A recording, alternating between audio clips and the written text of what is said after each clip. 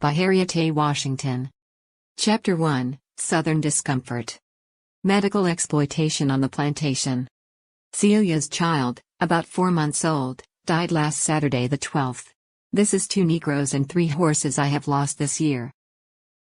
David Gavin, 1855. Frederick Gardner, a peripatetic Mormon physician, left among his travel memoirs an impression of the 19th-century slave markets of Washington, D.C. There are a great number of Negroes, nearly all of whom are slaves. And on different streets are large halls occupied as marts or stores, for the sale or purchase of slaves. While I have been looking at one of these places on Gravier Street, 2 gentlemen have arrived, one of whom I have seen in the saloon. He is a young planter and come to purchase a girl to take care of his children, or whatever duties he may think proper to impose upon her. The other person is a doctor whom he has brought with him for the purpose of examining her. They pass along the front of the row in company with the agent or salesman. As they move forward, one is called upon to stand up, then another while a passive examination is made. Then finally he discovers a bright mulatto, who appears about 16 years of age and is quite good-looking. She is ushered into a private room where she is stripped to a nude condition and a careful examination is made of all parts of the body by the doctor and is pronounced by him to be sound. The money is then paid and she is transferred to her new owner. I have heard that the masters beat and scourge them most cruelly. But I have not seen anything of the kind, nor do I believe that it occurs very often. For the Southern people as a class are noble-minded, kind-hearted people, as can be found in any country. And moreover it would be against their own interests, to brutally treat their slaves. As no planter desired to have sick Negroes on his hands. According to my judgment so far as my experience extends, I believe that the Negroes as a class, are far more humanely treated and taken care of, than are the laboring classes of European countries. Enslavement could not have existed and certainly could not have persisted without medical science. However, physicians were also dependent upon slavery, both for economic security and for the enslaved clinical material that fed the American medical research and medical training that bolstered physicians' professional advancement. Gardner's vignette suggests the integral role of medicine in enslavement and repeats a key belief, that slave owners and physicians shared an interest in preserving the slave's health, as no planter desired to have sick Negroes on his hands. But although medicine was essential to enslavement, the apparent solicitude for the health of slaves was not all it seemed. Rather, the medical interests of the slave were often diametrically opposed to the interests of his owner and of American physicians. From the first, antagonism reigned between African Americans and their physicians. Between the 17th century advent of African settlers to North America and the end of the 19th century, the slave and the physician shared an unrecognizably primitive medical world. The germ theory that revealed the microbial nature of much disease and led to the first grand waves of disease cures was still well in the future. The existence of pathogens such as bacteria, viruses, and fungi was unsuspected. Almost no effective treatments existed for prevalent diseases until the 18th century. Until the late 1830s, the lack of effective anesthesia made the few common surgical procedures horribly painful and all others impossible. Between the 17th and 19th centuries, medicine in the United States reflected a narrowly limited understanding of disease and a rather cursory training of medical practitioners. Public health institutions were few, feeble, and ephemeral, rising momentarily with epidemics of yellow fever or smallpox and subsiding from neglect after the crisis resolved. Even the simplest public health measures, hand washing and antiseptic techniques, clean water, sound, pathogen-free housing, an untainted food supply, sewage management, and quantitative disease reporting were all in the future. Because there were only a few effective disease therapies and no antibiotics, epidemics of yellow fever, malaria, tuberculosis, and other infectious diseases frequently raged unchecked. In the early 1700s, this mirrored the situation in England and the rest of Europe, but medicine on the continent began to undergo modernizing changes, although these were very slow to cross the Atlantic. Europe began to embrace public health measures and medical advances such as widespread vaccination, scientific medical education, and the rise of the hospital, but American progress lagged behind, especially in the insular South.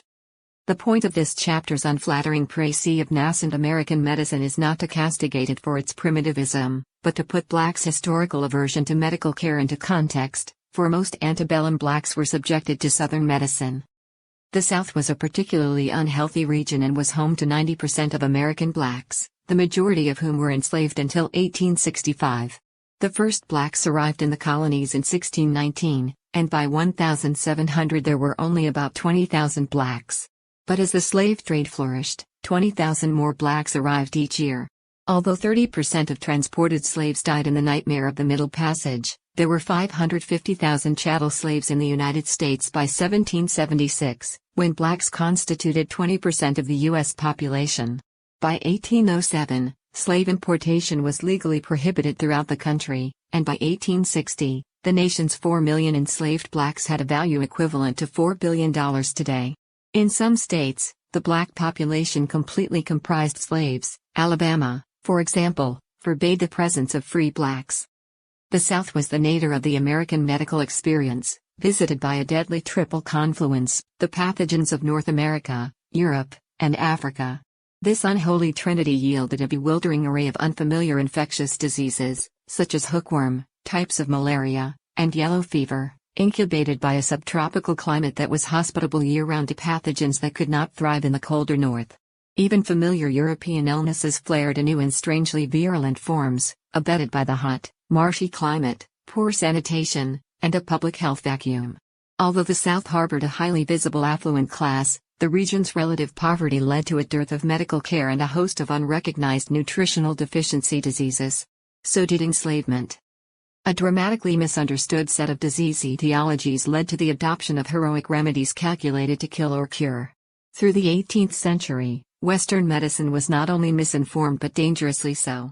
Caustic medicines of the period often contained metabolic poisons such as arsenic, or calomel, a compound of mercury and chlorine that was used as a purgative.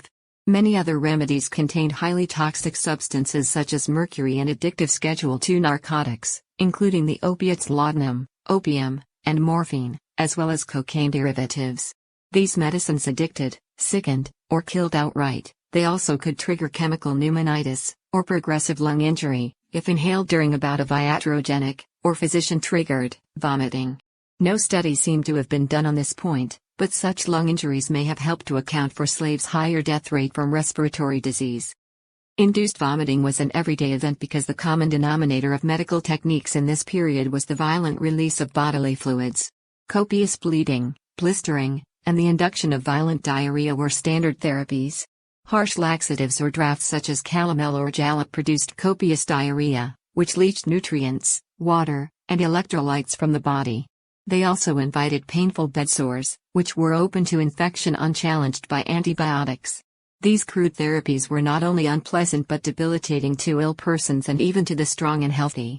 Arsenic, for example, produced not only the intended vomiting and diarrhea but also a wide range of other problems, including fainting, heart disease, disorders of the nervous system, gangrene, and cancers. Mercury's very serious effects included injury to the nervous system, profound mental deficits, hair and tooth loss, kidney and heart disease, lung injury, and respiratory distress. Mercury crossed the placental barrier and concentrated in breast milk, contributing to the high black infant death and birth defect rates. Such ministrations were often fatal. The 1799 death of George Washington, hastened by a copious bloodletting the debilitated former president could ill afford, is perhaps the best-known example of a patient finished off by the misguided heroics of 18th-century medicine. However, whites of the slave-owning class enjoyed better initial health, better nutrition, and less exposure to environmental pathogens and parasites than did enslaved blacks. Slave owners did not suffer from overwork and exposure, so they were better able than slaves to withstand the rigors of bloodletting. Sensing this, many physicians and scientists discouraged bloodletting for slaves.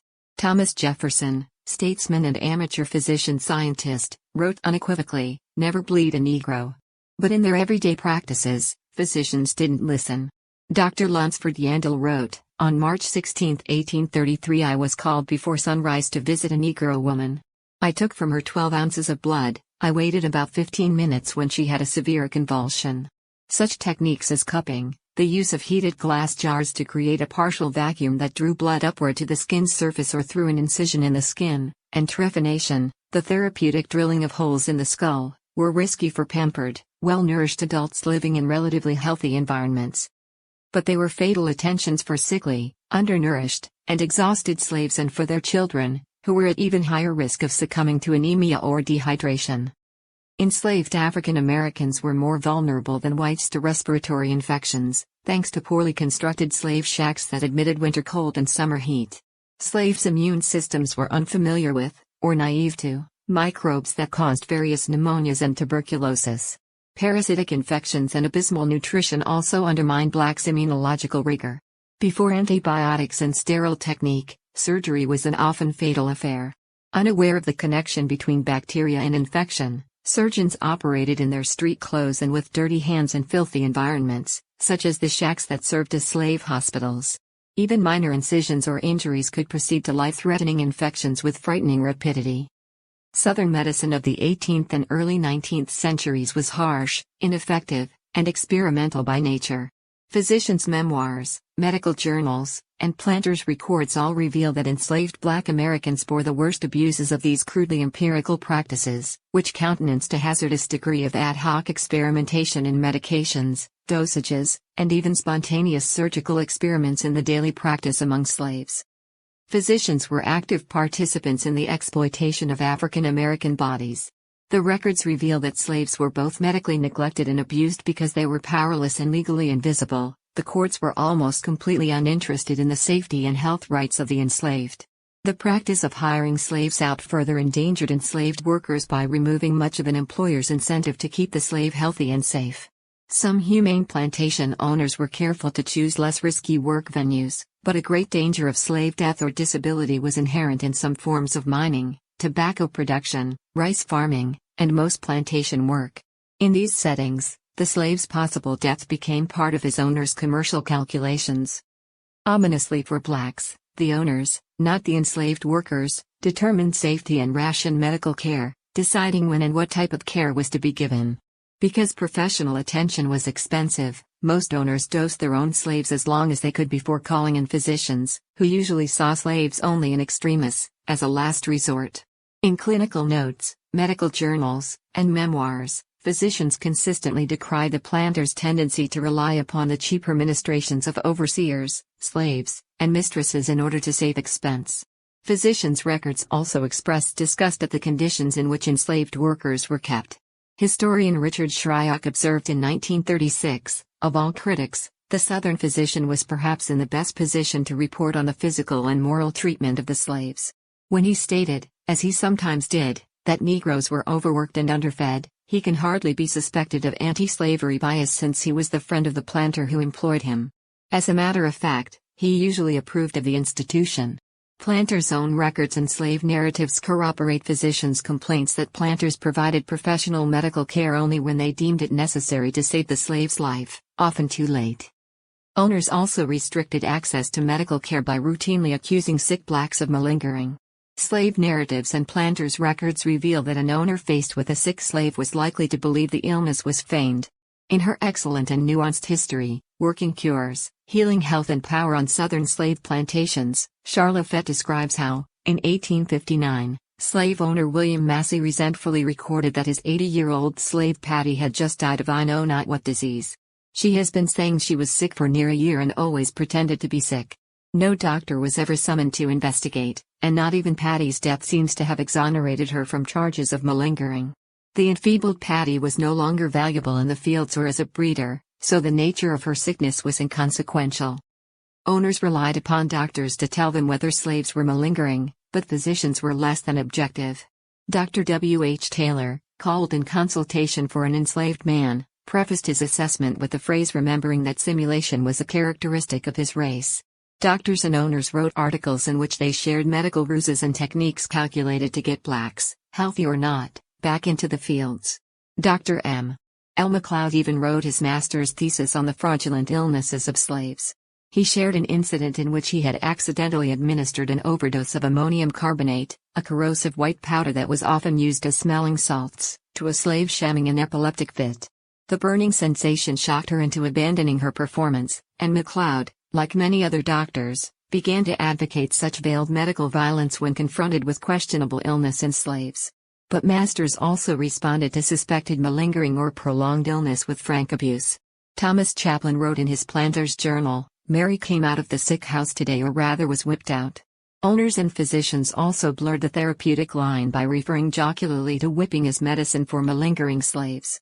One complaining woman was treated with a cowskin or hickory switch to scourge her, emphasis added. Other doctors recommended that an owner apply 9 drops of essence of rawhide or oil of hickory to the back of a sick slave.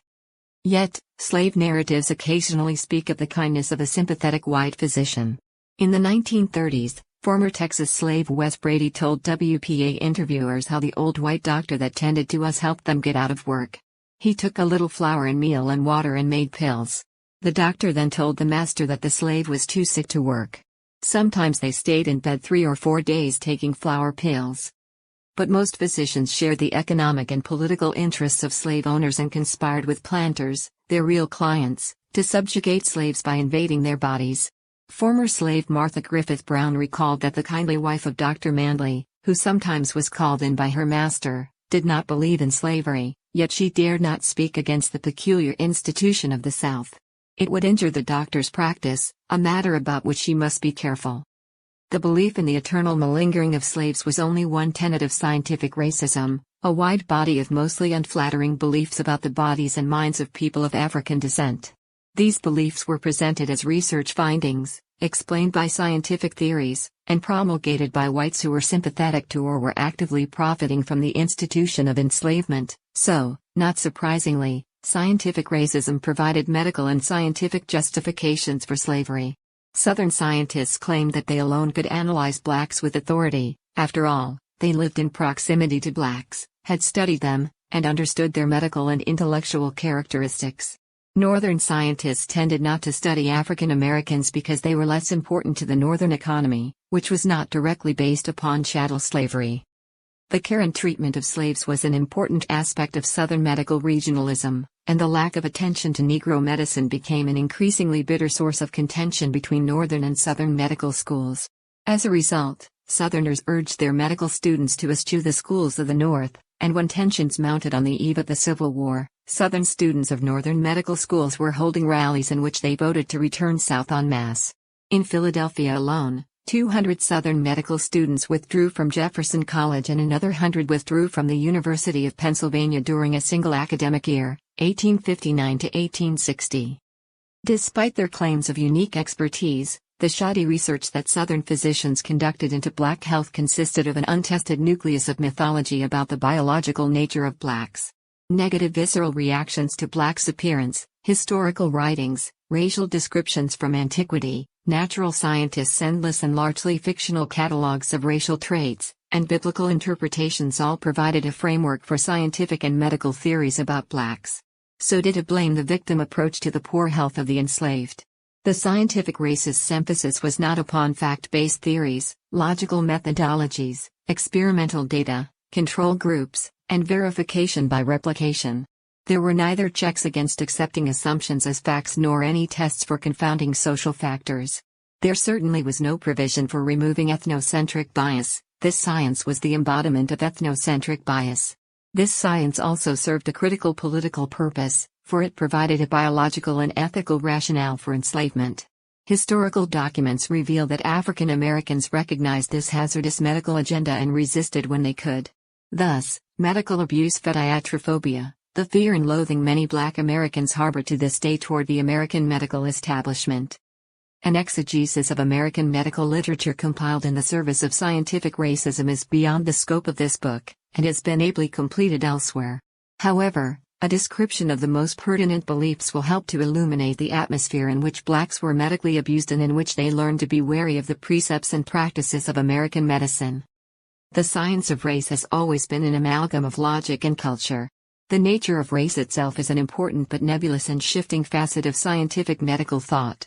As early as AD 160, the Roman physician Galen, 129 circa 199, described African men as possessing oversized sexual organs and inferior intelligence, but until the 17th century, the changing meaning of race had encompassed only nations and families. Race in the singular also denoted all of mankind, as in the race of man. Use of the term race to denote biologically different types of mankind evolved only in the 18th century, when the study of animal breeding gave rise to heightened awareness of animal subspecies and of the possibility of breeding animals to encourage desired traits. Not coincidentally, this period coincided with the growth of the slave trade, when the biological distinctiveness of men became economically important. Those who studied the different groups of men were called ethnologists and were the forerunners of anthropologists. Ethnologists applied the classification and categorization methods of the natural sciences, called taxonomy, to the study of man.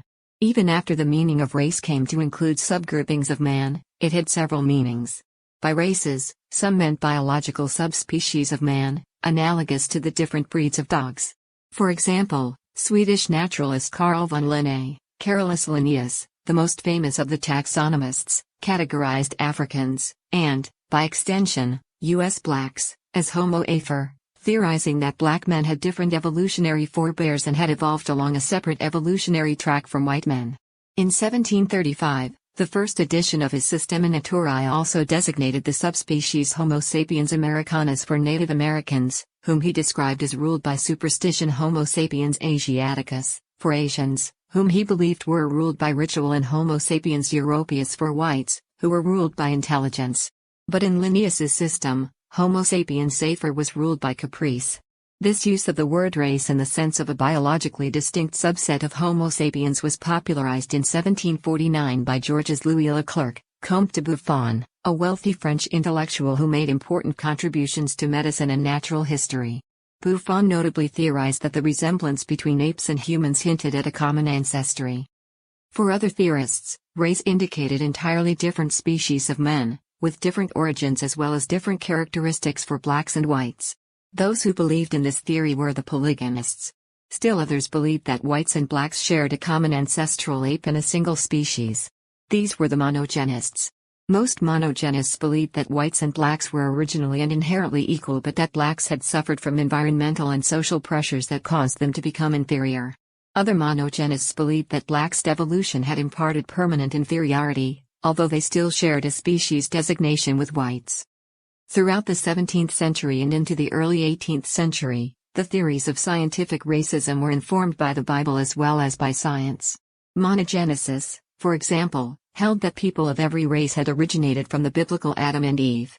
Gradually, blacks had taken on divergent characteristics, such as darkened skin, woolly hair, and prognathous features, dictated by their African climate. The idea that blacks' features were dictated by climate was already widespread. Shakespeare's Cleopatra, for example, is described as burnt black by Phoebus' amorous kisses. Monogenists believed that blacks' features were inferior to those of the white man, but they also believed that they were malleable and that blacks could catch up to Caucasians. But in the end, it was scientific beliefs that proved malleable, and by the late 1830s, they bent to accommodate the political reality of abolitionism. Black and white abolitionists were turning world and domestic opinion against enslavement as inhumane, unjust, and unchristian, and pro-slavery physician scientists such as Josiah Clark Knott, Samuel George Morton, Louis Agassiz, and George Robbins Glidden, leaders of the American School of Ethnology, went on the defensive. They responded by portraying the enslaved black as inherently debased and immutably so. No amount of training, education, or good treatment could make him the equal of a white man.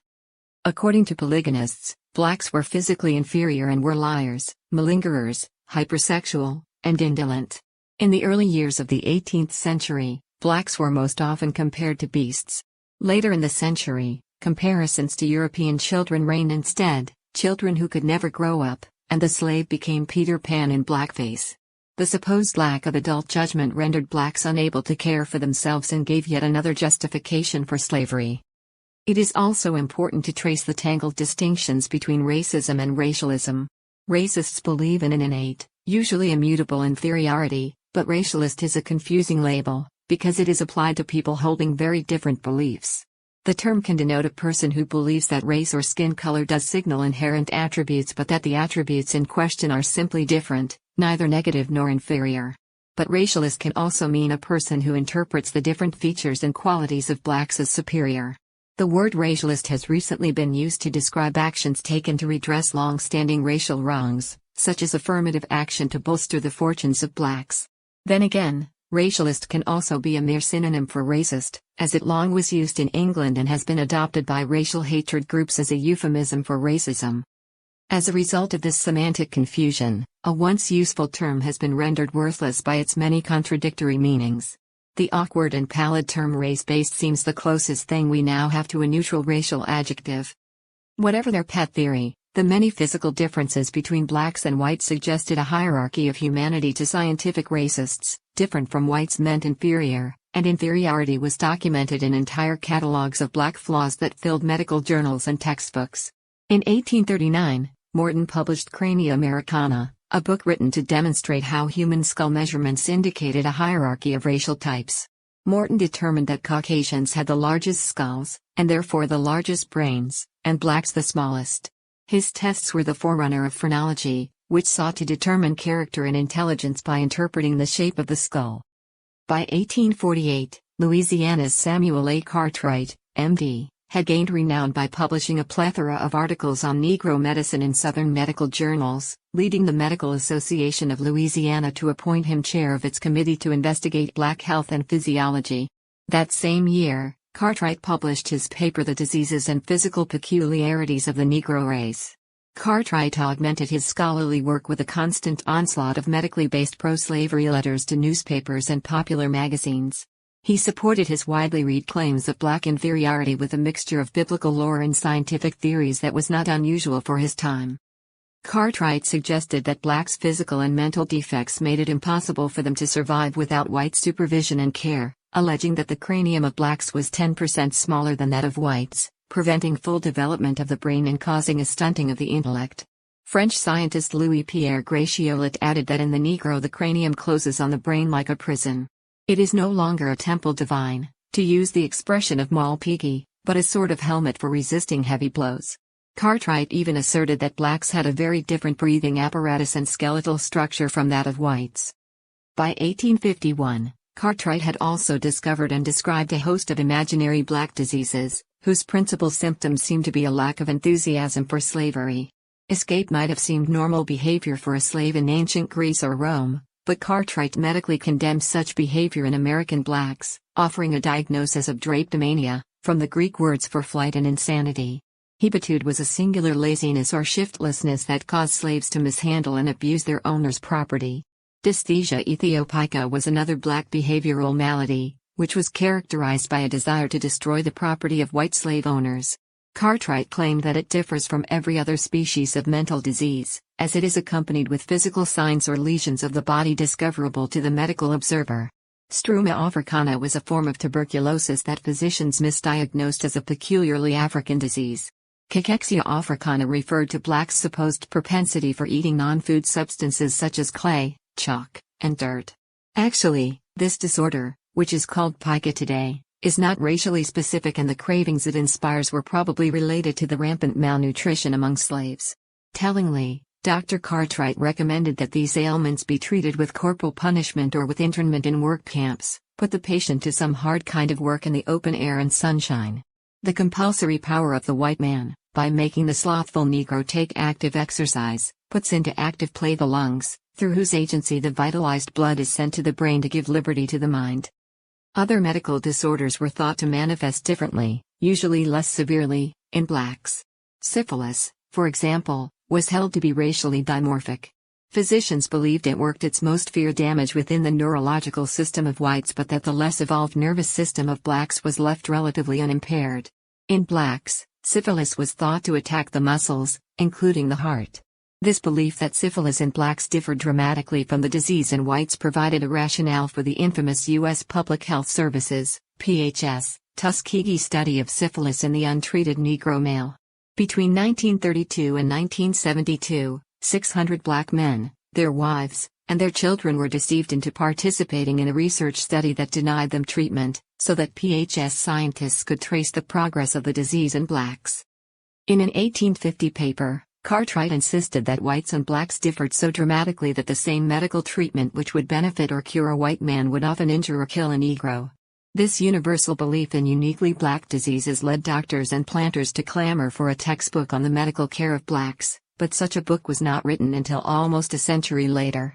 When it appeared in 1942, it was no paean to white superiority but, rather, was entitled The Biology of the Negro, a text edited by African-American physician Julian Herman Lewis. It was followed in 1975 by the masterwork Textbook of Black-Related Diseases, by Richard Allen Williams, M.D. Allegedly inferior cognition was only the tip of the iceberg. In 1854, Several years after Cartwright published Report on the Diseases and Physical Peculiarities of the Negro Race, and 5 years before Darwin published On the Origin of Species, Mobile, Alabama, physician Josiah Nott, M.D., and George R. Glidden produced an equally popular screed entitled Types of Mankind. In it, they claimed that blacks' physical and mental differences signaled their polygenic origins and proved black inferiority. For example, Nott theorized that the distinctive knee joint and long heel of the black man proved he had been created as a submissive knee-bender, a servant to whites. Scientists adjudged the dark skin of Africans as a biblical curse that set them aside as eternal servants to other men. Black Americans were thought of as a race that was biologically identical to the African race, and there originally was some logic to this, because 20% of slaves were still native Africans in 1780, although that number dropped to only 10% by 1830. A few decades after slave importation officially stopped. Mulattoes, the progeny of black-white matings, were considered to be a separate race.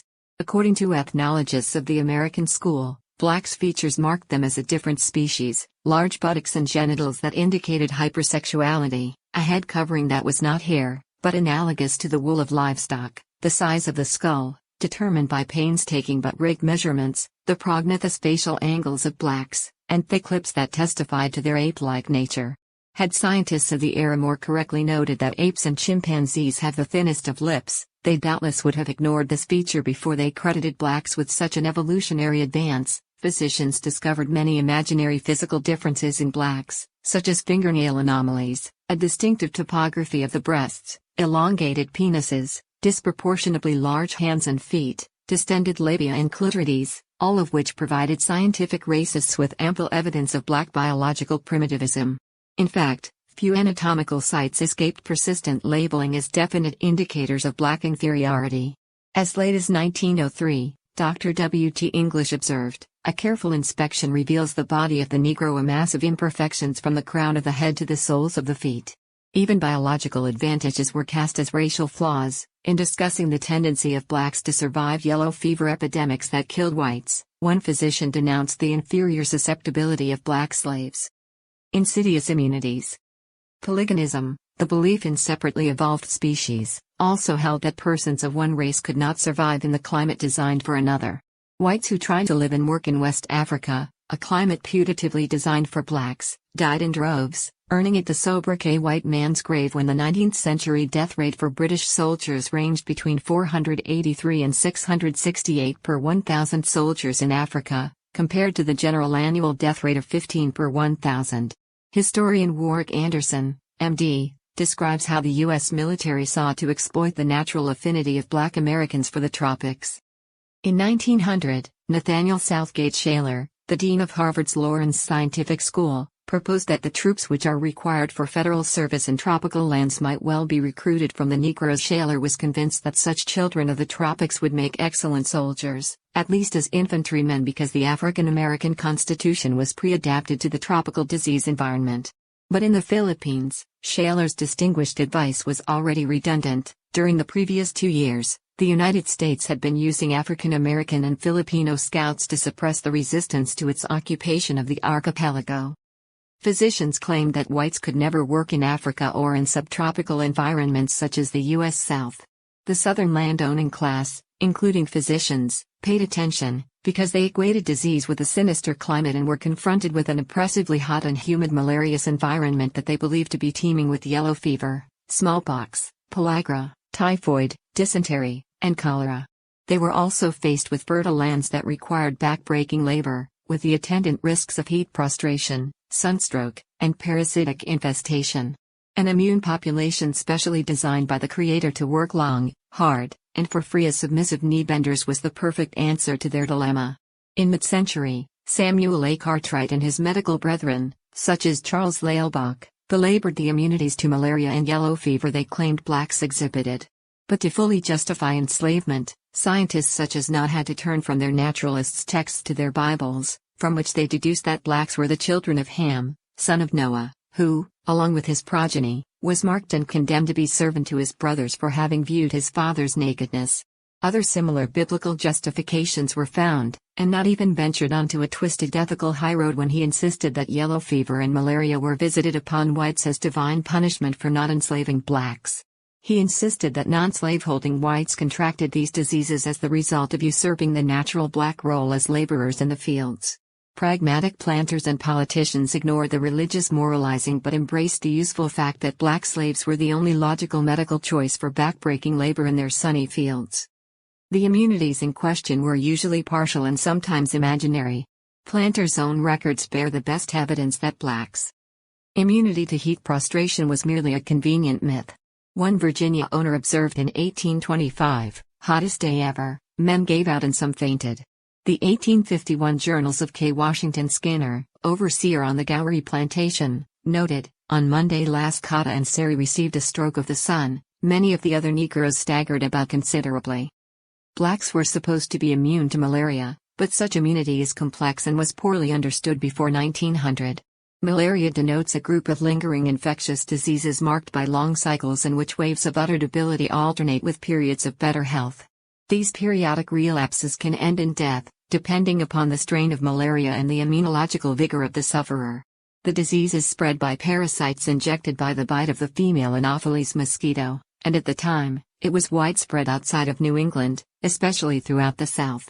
However, 18th and 19th century Southern physicians did not understand that malaria, which they called intermittent fever, remittent fever, fevers and ague, or quotidian fever, actually has 3 different strains, with differing causes, symptoms, and prognoses. Falciparum and Vivax malaria are the most common North American strains. Another strain, malariae, is so rare and so similar to Vivax that scientists tend to consider them a single entity. Vivax/malariae, which antebellum physicians called tertian fever, causes racking symptoms of high fever, chills, headache, icy bone pains, anemia, profuse sweating, and exhaustion, many of which recur at 48-hour intervals. It can become chronic and last for years, but it kills only 5% of its victims. Falciparum malaria ends more quickly, but it is much more severe and can cause a stroke by compromising the blood flow to the brain and kidneys. 40% of its victims die. In 1826, Dr. Philip Tidyman wrote, "Intermittent fever, so hostile to the constitution of the white inhabitants, has no terror for the Negro, who when attacked, requires but little medicine to rid him of this insidious enemy, and to secure him against a return." However, planters' records and physicians' journals are full of accounts of slaves laid low with or dying of malaria. It was an extremely common complaint, one that coincided inconveniently with harvest times in the late summer or the early fall, so it was a serious monetary concern to planters, who were willing to expend money on physicians to get their malaria-stricken slaves back into the fields as soon as possible. Scientists were wrong in positing Africans' innate, absolute resistance to malaria, and they were equally wrong in suggesting that whites could mount no immunity. Anyone, black or white, who grows up in a malarious area and survives repeated infections and bouts with falciparum comes to live in an uneasy truce with the parasite, becoming not quite well but not acutely ill. This state of immunological compromise misled planters into thinking that these slaves were unaffected when they were exposed to falciparum malaria and did not die. Such immunity is temporary, lasting only as long as one remains continually exposed to the falciparum parasite. Planters and physicians knew this and deliberately cultivated local malarial immunity in their newly arriving slaves by seasoning, or allowing them to be bitten by area mosquitoes, thus infecting them with the local strain. Whites underwent seasoning, as well. However, one type of malarial immunity is racially distributed in the United States. 95% of sub-Saharan Africans and approximately 70% of African Americans are Duffy negative. This means that they lack the Duffy antigens, without which Plasmodium vivax cannot penetrate red blood cells and cause illness. People of any ethnic group who have sickle cell trait, possessing a single gene for sickle cell anemia, also enjoy a partial protection against deadly falciparum malaria. So do people with one gene for the related blood diseases, or hemoglobinopathies, thalassemia, hemoglobin S, and hemoglobin C. These are not black immunities, they also protect Mediterranean, Middle Eastern, and Asian peoples. Interestingly, the contradiction of the black slave is both riddled with imperfections from head to toe and as a hardy laborer who is impervious to most illness escaped the scientific racists. Scientists expressed whichever opinion fit their political needs at the moment, as abolitionist Frederick Douglass suggested when he observed that 99 of 100 polygamists were Anglo-Saxon slave owners. Scientists also claimed that the primitive nervous systems of blacks were immune to physical and emotional pain and to mental illness. This belief, which will be discussed at greater length in the next chapter, released physicians and owners from the responsibility of shielding black slaves from painful medical procedures and justified tortures such as branding, whipping, hobbling, and maiming. All these precepts of scientific racism, although convenient for the slave owner and physician, were highly illogical articles of faith. So was the supposed inferior intelligence of blacks, because planters and doctors behaved in many contexts as though they held the abilities and judgment of blacks in high regard, employing slaves in responsible positions as nurses, cooks, herbalists, midwives, overseers, leaders of work gangs, accountants, and operators of farm and factory implements. Owners reaped profits from the many patents on slave inventions, and physicians used slaves as skilled apprentices, who often went on to practice independently. White households depended upon the specialized skills and discernment of slaves, not the other way around.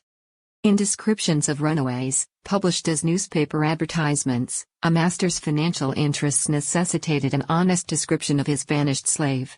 These are replete with references to artful, well-spoken, crafty, and intelligent slaves who typically absconded in well-organized groups, often with a light-skinned confederate who posed as their owner until they reached freedom.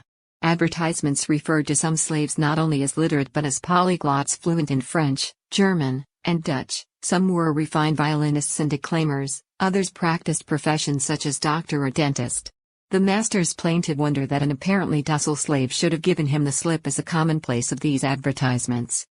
The dearly held precepts of scientific racism sound nakedly racist, absurd, or both today, but in the 18th and 19th centuries, scientific racism was simply science, and it was promulgated by the very best minds at the most prestigious institutions of the nation. Other, more logical medical theories stressed the equality of Africans and laid poor black health at the feet of their abusers, but these never enjoyed the appeal of the medical philosophy that justified slavery and, along with it, our nation's profitable way of life. Dr. Gardner, whose slave market narrative opened this chapter, spoke for many when he claimed that slave owners must have jealously guarded their slaves' health, coddling them to protect their own economic interests. In the Washington slave pen, Gardner witnessed the physician in his role of pronouncing a slave to be sound, yet he confused the physician's certification of the slave's soundness with concern for her health. Soundness did not speak to her welfare or happiness, but rather to the ability to extract work from her, the likelihood of fetching a good price on the market, and her breeding ability. Many common medical problems, from mental illness to chronic malaria and parasitic infection, were compatible with the demands of an enslaved laborer's work. In fact, many ailments emanated from these workloads. Profit drove the medical treatment of slaves from their very first encounters with Western medicine. Kidnapped Africans en route to the Americas were cursorily examined by ship surgeons in an attempt to cut losses by immediately jettisoning those with such stigmata as Winterbottom's sign, a swelling of the lymph nodes found in those who harbored trypanosomiasis, or sleeping sickness. They and others who would not survive the horrific Atlantic journey were unceremoniously thrown overboard. Southern physicians engaged in a bustling soundness practice by guaranteeing the fitness for work of slaves who were to be bought and sold. Doctors charged as much or more for this service as they did for standard disease treatments. A simple pronouncement of health, for example, could cost anywhere from $2 to $10 in 1850s Virginia. But such assessments were sometimes challenged when the slave died or became incapacitated soon after having been pronounced sound. Expert physicians' testimony commanded as much as $50, a very steep one-day fee for the times. Thus, testifying to soundness in court became an important, and lucrative, part of medical practice, and in 1858, Dr. Juriah Harris of Savannah Medical College declared the need for a manual that cataloged the chronic or debilitating diseases that rendered blacks unsound for work. He then cannily supplied the manual himself. Among the deal-breaking ailments it cited were loss of limbs, cancer, asthma, rheumatism, debilitating injury to muscles, keloid scars, and syphilis. How was this interest in fitness for work, or soundness, at odds with slave health? With the soundness rather than the welfare of the slave in mind, for example, slaves were not immunized against smallpox as whites were, because this might leave marks on their bodies that could discourage buyers. The memoirs of William Wells Brown, originally a slave and later a doctor, recount how the graying hair and beards of aging slaves were blacked on the auction block. They were subsequently purchased by buyers who expected the toil of a young man. But blacks countered with ruses of their own, as slavery apologist Edward A. Pollard illustrated in 1859. Noe, on mounting the steps to the auction block, had assumed a most drooping aspect, hanging his head and affecting the feebleness of old age. He had probably hoped to have avoided a sale by such a dodge. Former slave Bethany Benny recalled in her memoirs. I had been told by an old Negro woman certain tricks that I could resort to, when placed upon the stand, that would be likely to hinder my sale, and when the doctor, who was employed to examine the slaves on such occasions, told me to let him see my tongue, he found it coated and feverish, and, turning from me with a shiver of disgust, said he was obliged to admit that at that moment I was in a very bilious condition. Benny did not disclose the specific advice the old woman shared, but many common therapeutics of her day, such as the emetic calomel, dramatically inflamed the tongue, gums, and salivary glands. Benny continued. One after another of the crowd felt of my limbs and asked me all manner of questions, to which I replied in the ugliest manner I dared, and when the auctioneer raised his hammer, and cried, "How much do I hear for this woman?" the bids were so low I was ordered down from the stand, and Eliza, a beautiful woman, was called up in my place. Poor thing! There were many eager bids for her, for such as she, the demands of slavery were insatiable.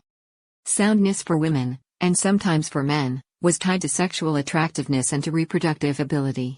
Thomas Jefferson declared, "I consider a slave woman who breeds once every 2 years as profitable as the best worker on the farm." Every year from 1750 until emancipation, 1 of every 5 black women of childbearing age, between 15 and 44, gave birth. Girls were forced or enticed into sexual relationships at an unhealthily early age by owners who cited the girls' supposedly hot-blooded African nature. Sexually transmitted diseases thrived on the plantation, notably syphilis, against which the immunologically naive Africans had little protection. Enslaved women's vulnerability began on the sea passage from Africa, as recorded in the 1788 memoirs of English ship surgeon Alexander Falconbridge. On board some ships the common sailors are allowed to have intercourse with such of the black women whose consent they can procure. The officers are permitted to indulge their passions among them at pleasure and sometimes are guilty of such excesses as disgrace human nature. But whites ascribed black women's sexual availability not to their powerlessness but to a key tenet of scientific racism. Blacks were unable to control their powerful sexual drives, which were frequently compared to those of rotting animals. This lack of control made black men dangerous and made black women sexually aggressive Jezebels who habitually enticed white men into inappropriate sexual relations. Dr. Louis Agassiz, the famous Harvard ethnologist, explained. As soon as the sexual desires are awakening in the young men of the South, they find it easy to gratify themselves by the readiness with which they are met by colored mixed-race house servants. This blunts his better instinct in that direction and leads him gradually to seek more spicy partners, as I have heard the full blacks called by fast young men. This theory did not allocate any responsibility to the master as the owner of the women and the person who decided when and with whom she would have sexual relations. But slave narratives bemoan the rape and sexual abuse that threatened the black woman at every turn. Mary Reynolds, who was born on the plantation of Dr. Kilpatrick in Black River, Louisiana, reflected, "Us niggers knowed the doctor took a black woman quick as he did a white and took any on his place he wanted, and he took them often." As the personal property of the master, black women had no social or legal protection, they could not legally be raped. Even consensual relationships had to be viewed through the lens of enslavement. In her memoirs, former slave Harriet Jacobs sadly mused that she eventually acquiesced to such sexual demands because it was less humiliating to give in than to be forced. Once pregnant, women typically were kept at hard labor until their 5th month, and recalcitrant pregnant women were made to lie in trenches that accommodated their bellies so that they could be beaten without harming the unborn child. Soundness considerations also dictated levels of care, which varied according to a slave's value. Slaves who were strong, young, and valuable received a quality of care that was denied to the feeble as well as to the aged, who were often cast off the plantation or sold to physicians when the expense of their care exceeded their market value. Former slave Martha Griffith Brown recalled the words in which an abusive master refused to pay a doctor to treat an elderly slave who had spent her life working on his plantation. "I ain't gwine fer to spend money on that old nigger, unless you cure her, and make her able to work and pay fer the money that's been laid out for her. If she be gwine to die, why let her do it in the cheapest way." The owner-physician pact. Southern physicians supported the slave system with racial medical theories and diagnoses, but the slave system also supported them. In an era when physicians enjoyed considerably fewer financial rewards and lower professional status than they do today, These physicians derived most of their income from caring for slaves. As Samuel Cartwright observed in 1853, the most profitable kind of practice is that among Negroes. Slavery created a medical partnership between physician and planter that eclipsed the patient-physician dyad, the traditional Western healing relationship. In the slave-holding United States, where the planter owned the slave and employed the physician, owners made their complaints or treatment wishes known to physicians and gave or withheld consent for procedures, from sterilization to amputation to autopsy. The planter, not the slave, had to be satisfied with the results. The planter, in every important sense of the word, was the patient. The Southern relationship was a slaveholder-physician dyad, with the slave left outside, unconsulted, uninformed, and with no recourse if she or he was unsatisfied, injured, or killed, a medical nonentity. Physicians were often slaveholders themselves. In fact, an 1847 state medical convention in Alabama issued a recommendation that doctors caring for slaves seek liens upon the human chattel if their bills were not paid. Slave-owning physicians profited from their slaves in the usual ways: fieldwork, housework, concubines, rented labor, and breeders of slaves. However, doctors also bought and hired slaves on whom to conduct experiments too painful, too risky, or otherwise too objectionable to inflict upon whites. I will examine many instances of this practice in the pages that follow. The matter of life insurance also illuminates the medical conflict between a slave's health and his master's economic interest in his soundness. Although most Southern gentlemen found the prospect of insurance coverage for land-owning whites and their families a distasteful parallel to insuring equipment and livestock, the practice of insuring slaves' lives escalated in the 1840s. In 1858, 75% of the North Carolina Mutual Life Insurance Company policies were written on slaves. But despite owners' assurances that their slaves were like members of their family, insurers' research suggested that owners did not shy from maximizing the profit from their slaves, dead or alive. Even Dr. Josiah Nott, the famous defender of slavery, worried that rapacious masters would allow sick or injured slaves to die without treatment, warning, "Any man who will drive a horse cruelly, will drive a Negro or operative to death, if he can gain anything by so doing." South Carolina and Virginia insurance companies eventually refused to insure a slave's life for full value for fear that owners would allow them to die of their ailments. Insurers also hedged their bets by requiring physical examinations of slaves, by charging more for slaves placed in especially hazardous assignments, and by requiring proof that the owner had had the slave treated for medical conditions as they arose. Thus, companies that have lately taken heed for insuring slaves' lives also took steps that protected those lives. I spoke in my introduction of iatrophobia, a term for the fear of medical care that joins the Greek words for healer and fear. Black iatrophobia has a very long history, and one of its earliest signs during slavery was that when they were not accusing slaves of malingering, overseers, planters, and physicians complained bitterly that slaves were concealing their illnesses. In this, they were often correct. Slaves avoided the ministrations of Western doctors by denying that they were sick as long as they could, even to the point of working while they were ill, discarding medications, and hiding their children's sickness. This enraged masters and physicians because they believed that blacks' failure to report illnesses and to accept white cures led to premature death and the loss of valuable slaves. However, slaves distrusted Western remedies as ineffectual and dangerous.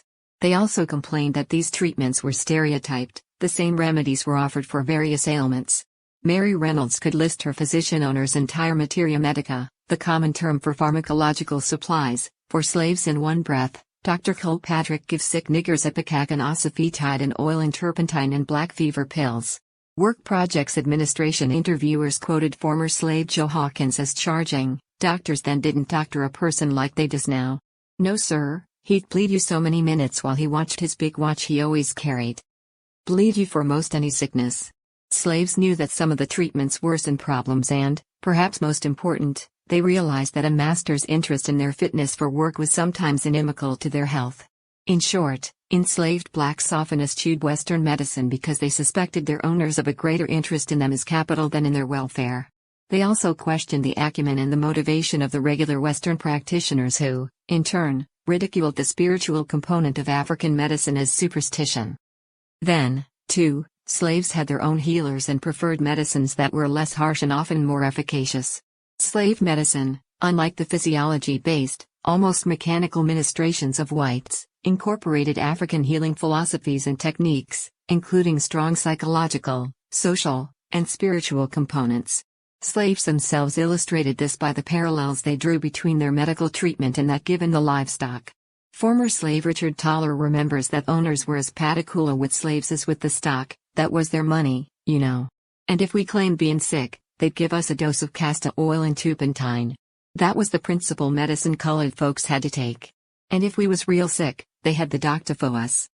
Appeals to God, the importance of moral fitness, and enlisting the help of departed spirits, especially the intercession of ancestors, were all key to the African-based healing process. Ancestors who were angered by disrespect or neglect could cause illness, alienation, and other troubles for the living. This is one reason the respectful ritual treatment of the dead was so important to slaves and why they reviled Western medicine when they discovered that physicians appropriated the bodies of dead slaves for display and dissection. Western medicine was thought ineffective against spirit-caused illness, and slaves often lacked confidence in a Western doctor's ability to cure them. If a doctor did not believe that one could be cursed or conjured, how could he remove the threat? This is a wide generalization, because some slaves mistrusted African practitioners, who sometimes used their skills to harm as well as to heal. But in planters' farm books and in medical journals, physicians and slave owners repeatedly berated the ignorance and superstition that led slaves to conceal illness and to shrink from scientific Western medicine in favor of conjure women and witch doctoring. However, whites had no monopoly on science. The African tradition involved physiological as well as spiritual approaches to healing, including an encyclopedic knowledge of herbs, roots, and other natural medicaments. This detailed knowledge was continually passed down along lines of apprenticeship from wise women and male herb doctors to gifted young members of the community.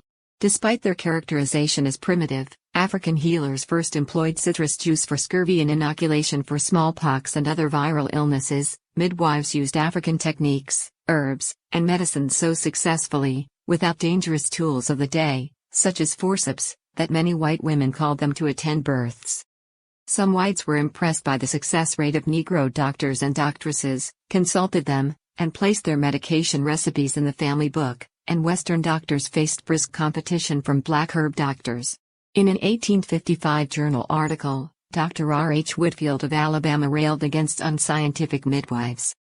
There are no practices wherein which the female practitioners are less educated, being chiefly negresses or mulatresses, or foreigners without anatomical, physiological and obstetrical education. That such uneducated persons should be generally successful is owing to the fact that in a great majority of cases no scientific skill is required, and thus a lucky negress becomes the rival of the most learned obstetrician. For all their complaints, physicians in the early to mid-19th century were happy to leave the business of birthing in the hands of black midwives. However, physicians wanted black healers under the scrutiny and supervision of white physicians. White doctors denigrated black midwives and healers, calling them uneducated, but white physicians themselves usually had no academic preparation beyond a few months in proprietary medical school or a few years of apprenticeship, which many blacks also shared. So until the mid-1800s, such claims of superior education rang hollow. Also, regular medicine embraced no consistent curriculum, but roped in a motley association of disciplines. At the bedside, healers practiced a variety of Western fads such as hydrotherapy, which utilized harmless but ineffectual water cures for many ailments, and Thompsonism, followed by disciples of New Hampshire farmer Samuel Thompson, who, like black healers, advocated the use of milder herbal and vegetable remedies and emetics. The constant friction between white physicians and enslaved healers sometimes erupted into open hostility. Physicians denigrated black medical practice and imposed punishment, including execution, upon black healers, on the pretext of protecting the larger community from poisoning and from the evil machinations of occultists who, doctors claimed, controlled the minds and actions of superstitious blacks. Black contributions to early American medicine included research. In fact, slave doctors sometimes developed medications that were so highly prized as to garner them fame, fortune, and their freedom. In 1729, Lieutenant Governor Gooch of Virginia authorized the payment of £60 to manumit an unnamed Negro man. Gooch declared that his mixture of pharmacologically active roots and bark had proved an effective syphilis remedy. "It is well worth the price of the Negro's freedom," wrote Gooch, "since it is now known how to cure Negroes without mercury." In 1751, A South Carolina slave doctor named Caesar developed several medical innovations, including an almost foolproof snakebite antidote. The cure featured a shrub called plantain and horehound, a plant that derived its name from Egyptian priests who called it the seed of Horus, the Egyptian god of the sun and virtue, mixed with sassafras, wood ashes, and tobacco. On February 25 of that year, the South Carolina Gazette published the recipe as a public service, and demand ran so high that it was reprinted widely and published as a monograph in 1789. In 1799, it was mentioned in the text Domestic Medicine. Caesar's medical acumen earned him his freedom from the South Carolina General Assembly, which also granted him an annual pension of £100. Primus was another slave who won fame for medical achievements, which included a rabies treatment. The medical career of Wilcie Elf of Charleston, South Carolina, benefited rather than suffered when the white pharmacist to whom he was apprenticed turned out to be incapacitated by alcoholism. Left to his own devices, Elf formulated new medications, which proved so effective that his patent drugs became popular across the state. Meanwhile, Western doctors complained that overseers resorted to a standard remedy for every complaint, an emetic followed by calomel and oil. This chapter has sketched the roots of the friction between medical practitioners and African Americans. The next describes how medical experimentation heightened the aversion of black patients for white physicians.